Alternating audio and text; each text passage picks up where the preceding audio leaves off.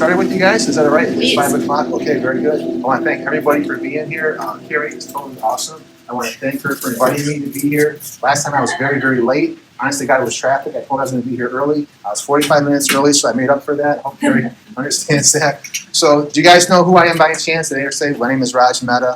I'm a therapist. I'm MSW, graduated from U of M, licensed master's level therapist. I specialize in substance abuse, but now I seem to specialize in a lot of PTSD as well. And I work in Rochester Hills, have my own therapy center called Sobriety Therapy Center. I did a TED Talk on addiction at U of M, if you guys are interested in TED Talks. It's a pretty good, basic, addiction 101 kind of thing. I also have my own YouTube channel. I noticed that there's so much information that needs to get out to people, and it hasn't reached them, so I have all kinds of YouTube videos. 4 of them are me interacting with a client, so you can kind of be like a fly on the wall, eavesdropping and see how I do what I do. I do a lot of DUI work as well. Sadly, I do a lot of work with families that have come to see me after their kid has died from an overdose. That's not fun. That's heavy lifting. Also do a thing called intervention. You guys ever seen a TV program, Intervention? Yeah, so I do that too. So you can imagine we get some hot tempers, stuff like that in an intervention. You guys understand the premise of an intervention is what? You watched the show before. But what's the goal of an intervention? Why do we have those for people? To give them the reality check of where they are, where we are, and where that relationship is going. Right. And also to break denial, right? So every family that comes to see me, right, before the intervention, the moms and dads will sit down and they'll say, Raj, I talked to my son, I talked to my daughter, and they said they will never, ever go to rehab. And what's my response? Let's try. No, this is great. Yeah, let's try, but in my own runaway bite. This is great news. This is what everybody says before they go to rehab. Okay? Here's the thing, okay? We don't have the luxury of waiting around for people to figure out that heroin is a problem. I don't do interventions for people that smoke marijuana on the weekend. I don't do interventions for people that drink too much beer, got their first DUI. Interventions are, I consider, special and sacred. It's for the person who's abusing methamphetamine, the person that's abusing crack cocaine, the person that's drinking alcohol every single day. Their life is on the line. You got 2 previous overdoses, it's time for intervention. Because we don't have the luxury to wait around for someone to figure out, oh my God, alcohol and drugs, I just figured this out, I'm going to go get help. And so the person comes in, we break through their denial, we have a very basic letter. Okay, we have the letter go like this: how you used to be, how drugs and alcohol changed you, and our expectations today. We did an intervention on a woman that was a cheerleader from MSU. She was thrown off the squad, she was doing heroin, she was crashing and burning really bad, okay? And so we did the intervention for her. We kind of lied to her and said, Grandma's really sick, she wants you to come home from the sandwich shop, and she walks into the living room. And what is a living room filled with in this well-planned intervention? Is it filled with needles and broken bottles of whiskey? Every wonderful picture of her cheerleading outfit is hanging up there, all her trophies, all her accolades, her yearbook is open up to the page with her in it. Why is it done that way when it's done properly? Why is that so important? To remind her of the things she's capable of. Exactly, to remind her who she really is, right? Because the addiction has stolen her. And so the idea, and this sounds very cliche, how do you fight addiction? How do you battle something that's really evil? You use it with love. See, the way you can approach that person is to make them feel loved and appreciated. This confrontational, Dr. Phil gives us a great disservice. He puts out this bad mentality in the world, and I'll give you an example real fast. I'm watching Dr. Phil. They have a special episode on heroin addiction, right? So they have this woman who's a heroin addict, and she's probably about 22 years old, and they got this video showing of her, little video montage of her going in and out of hotel rooms, dressed scantily, right? And so Dr. Phil gets done, right, playing the video for everybody, and all the audience is oohing and on and gasping. And then he says out loud, the woman that's about to come on stage is a heroin addict, hooker, prostitute. This woman, I can tell she's lying because her lips are moving, okay? She would sell her body to anyone for more drugs. She's going to come out here, and she's going to do whatever I tell her to do. You guys are clinicians and hopefully humanistic in your thought process. What's your thinking on that kind of mentality before the person even comes on stage? Justifying, it's not student-free at all. Right. She already feels really bad about herself. We can assume she's got low self-confidence and low self-esteem. The worst part about the story that I'm telling you, the audience applauded him as he was doing this. So she comes onto the stage. Now, we don't know her full story, but I'm going to provide you a little bit of context. Can we assume that she's probably been mistreated by men in her life? Is that a fair assumption, right? And so she comes onto stage in front of an authority figure, and he begins yelling at her. Is that therapeutic? Is that helpful? Makes for great TV, right? Makes for great TV. And so my point about this is that that's not how you help people. And people that are professionals should never allow that. He needs to be called out for that. Because what you do is you have her sit down, and because you have the idea behind motivational interviewing therapy, you have her sit down and you say, what concerns you about your drug abuse? Well, because I'm using drugs and kind of doing things that are against my morals. Okay? How would it feel to have 1 year clean and sober? Well, I never thought about that. I mean, I would probably feel better, physically. I'm sure that I'd probably improve my connection to my family, Imagine yourself with a magic wand, wave it over yourself. What would be 3 things that would be different in your life? And she would say, well, I would be off of heroin, I'd have a legitimate job, I'd have my family back. Now, I'm really smart. I can say those things out loud. But guess what? The Socratic Method. As she hears herself speak, she learns what she believes, right? And that's humanistic. That's a way of getting a person. Most people that have a problem with drugs or alcohol, it's like working with a really good well, a well of water. And your job is to draw out what's already there, not put it in. Because most people actually know what's best for them, but haven't had the chance to hear the right questions to bring them to that. Is that fair? So it's a good starting point, right? Okay. So Addiction 101, I don't want to spend too much time on this, but I have a really important video. Remember, whenever an airplane crashes to the ground, my theory on that, there's a whole bunch of blame to go around. So what does that mean? When a person has a heroin addiction or a crack addiction or has severe PTSD from rape, if everybody gets really honest about it, there's a whole bunch of blame to go around on how that happened. People don't want to hear that. They're really big on personal responsibility. My theory on that, if I keep coughing on you and say don't catch a cold, is that honest? Is that insulting? Insulting. So if I say, hey, kids, I go to high schools and colleges all the time, especially in high schools. I walk in there, my first thing I say, on behalf of all the adults that have failed you, I want to apologize. These kids are like stunned, like adults never apologize to high school kids, and I'm serious.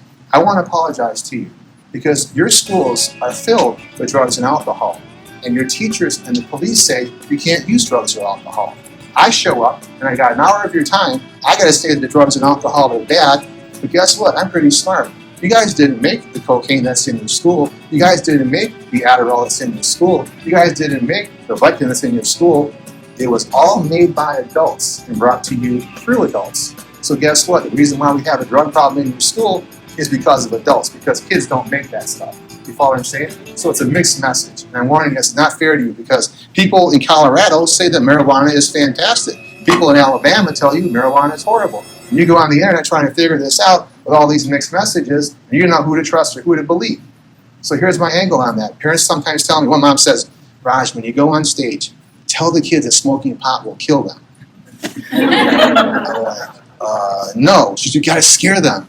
I go, that's not gonna work. First of all, they're gonna go, this guy's fucking crazy and has no credibility. And second of all, it's not true. What I can say is that here's the deal, my angle with marijuana. You meet somebody who's 15, 16, you ask them this question, should an 8-year-old or a 9-year-old smoke marijuana? And they always say no. That's great. Socratic Method. Why? Well, they're not fully developed, their mind can't handle it. It could affect their emotional development, It's going to cause them probably to have problems with, dealing with people in school. I go, and that's the same way I feel about you smoking marijuana at 15 or 16. Why don't you start smoking marijuana at 21? 21 isn't quite the full PFC development, right? The prefrontal cortex is around 24, but at least at 21 years of age, you can make a better informed decision. And I also say, in every state where marijuana is legal, notice something very interesting. It's 21 and older. So with people that are using drugs or want to use drugs, please don't just say no. It makes it even more enticing. And trust me, if you're a rebellious kid at that age, I want to do it even more. I'll prove a point. I did a presentation in front of this court. It was Wall Lake High School, I think it was Wall Lake Northern High School. And there was a judge there with the entire courtroom, which means he had 2 bailiffs there, the judge was there, the prosecutor was there, defendants were there along with their defense attorneys, right? And so they're going in there and walking through the process, and so some cat walks up there, and he's 21 years old, and he's got his shirt on, the shirt's kind of wrinkled, but he's trying. He's got a tie on, the tie's kind of askew, but he's trying. And the judge goes, young man, you have 3 different charges, and your most recent charge is a DUI. He goes, your first charge is a MIP, and your second charge is drunken disorderly. And this most recent charge is a DUI. Do you see any common pattern in your arrests? Now, he's lobbing this kid a softball in front of 300 high school students. You guys are smart. What's the right answer for the judge? Yes, Your Honor. And the problem is alcohol, right? So I'm sitting there. I'm a really good listener. He looks down. He goes, bad decision making? And so the judge leans back in his chair. You're in a lot of courtrooms, you know what happens. He leans back in his chair. He says this. This is when you know things are really, really bad. It seems to me I haven't gotten your attention yet. Where's this headed? What we're going to do is put you in Oakland County Jail for 45 days to figure out that alcohol is your problem, not your bad decision making. I'm like, no, this is really bad. Right? He lobbed you a softball. So after the court proceeding is over, the judge gets up in front of the courtroom, in front of all the kids, and he says, kids, there's a horrible drug problem in our midst. There's a horrible problem with heroin, and it's killing everybody. I'm like, cool, he's talking about heroin and opioids. He says, opioids are very addictive drugs, and they ruin people's lives. It's doing really good. I'm really happy. He's got his gown on. He's up there, very authoritative, very good speaker. He goes, let me tell you about heroin. Heroin, if you use it, it feels like ecstasy. It feels like the greatest feeling you've ever had in your whole life, times 1,000. It feels so good, you sacrifice everything for it. But don't ever use heroin. No, I swear, why the fuck did you do that? Because I know when I was 15 years old, here's what I heard. Heroin feels like 10,000 orgasms, and it feels like ecstasy. Make sure when you use it, you're careful. Right? That's what I heard. Right? So, I got interviewed by the New York Times for a brief thing about, heroin addiction, right? You got to be careful, people, to ask you questions. I'm a recovering person myself. I haven't used any drugs or alcohol in over 11 years. It's the real kind of sobriety. No Suboxone, no methadone, no hit off a joint, no sip at a party, champagne, right? It's the real kind, right? And so she asked me this question. She goes, we're doing a thing on heroin addiction. Tell us what heroin feels like. So I'm like, this is so easy. I go, you know what stupid feels like? It feels like really fucking stupid. That's what heroin feels like. And I have a video. If you go online, there's a video that Raj could. What does heroin feel like? And I kind of go through the entire thought process of basically, in the beginning it feels good, and towards the end it makes you feel like an idiot. So if you ask me, hey, what does cocaine feel like? I tell you, cocaine feels like being an idiot. What does heroin feel like? Heroin feels like stupid. What does methamphetamine feel like? Like being a loser. I'm not trying to glamorize this, okay? Because remember, mixed messages. If I go in and make this article and I say that heroin feels like this and this and this, then what am I doing? My main job as a really caring therapist is to de-glamorize drugs or alcohol. Remember, alcohol and drugs sell themselves. It takes no skill set to sell that shit. Okay, I can tell you this. Some people that I meet are drug dealers, and they believe in this myth that, hey, I'm selling drugs, I'm making lots of money, I could sell anything. And that's when I break the news to them. No way in hell. The only thing you can actually sell is drugs. You live with your mother, you can't show up to your drug deals on time, okay? You're always screwing up your money, right? You don't even know who your safe clients are. Now, there are like 5% drug dealers that I've met personally. Yes, it's true. They could be CEOs. But 95% of the people that sell drugs really, honestly, don't have much of a skill set because the drugs sell themselves. So now you put me in this position. How do I, as a therapist, market and make sobriety cool? That's a hell of a job, right? So I'm trying to cover all these angles, right? So I have a t-shirt that I trademarked called Drug-Free, Fortune Favors the Bold. Imagine when my clients get 30 days clean, and I give them a t-shirt that says, I can't get high anymore, my mom's watching me. Would you wear that t-shirt at 15 or 16? No, that's a stupid t-shirt, right? Well, you want to be the bad boy? You want to be the rebel? Hey, I'm the bad boy. Fortune favors the bold. I don't get high. The rest of you guys are sissies. You can't handle life on life's terms without smoking weed. I got fortune favors the bold. And on the back, we got some angel wings with your gold Versace flake in there, right? And how do you become successful? How do you make more money? How do you become a better person? By HOW, by being honest with yourself and other people, by being open-minded to new ways and new ideas and things to think about, and by being willing, by making those things actionable in your life, right? And I don't mind doing a little bit of this. It's probably trademark infringement. I don't care. I give the shirts away for free. Detroit hustles harder, right?